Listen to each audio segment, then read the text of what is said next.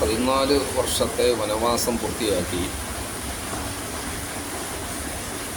തിരിച്ചെത്തുന്ന ശ്രീരാമന് ഭരതൻ രാജ്യം കൈമാറുന്ന രംഗം രാമായണത്തിലെ ഒരു ശ്രദ്ധേയമായ കഥാസന്ദർഭമാണ്.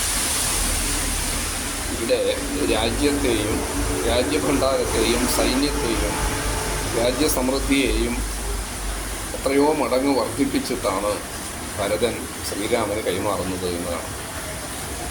അഥവാ ഭരണ മികവിൽ ഭരതൻ ഏറ്റവും മികച്ച വ്യക്തിയാണ്.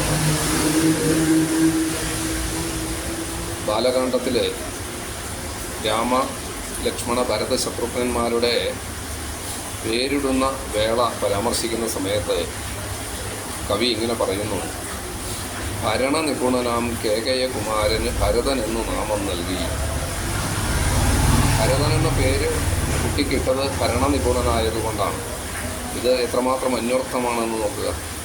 ഒരു കുട്ടിയുണ്ടായി പേരിടുന്ന സമയത്ത് കുട്ടി ഭരണനിപുണനാണെന്ന് അറിയാൻ സാധിക്കും.